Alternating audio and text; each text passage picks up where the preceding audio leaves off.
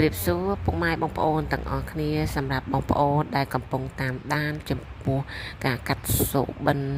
យកឆ្នោតថៃអញ្ចឹងបងប្អូនដែលនិយមតាមដាននៅក្នុងការកាត់សុបិនឆ្នោតថៃជ្រើសរើសលេខផ្សងសំណាងថ្ងៃនេះបងប្អូនអាចអូសស្រោបញ្ចប់បងប្អូនទេស្រោ8ស្នឹង03ហើយចំពោះ3លេខបងប្អូនអាចជ្រើស100ស្រោ8គុណបងប្អូនអាចអូស100ស្រោបញ្ចប់ត្រេង100ស្រោ8ចំពោះរង្វាន់លេខ6ខ្ទង់លេខ6ខ្ទង់បងប្អូនអាចជ្រើស08 73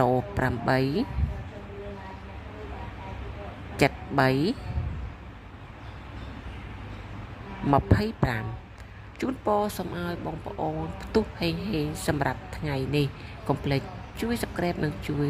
ដាក់មេដៃដើម្បីជួបតែអ្វីៗដែលល្អៗនិងហេងសម្រាប់ថ្ងៃនេះ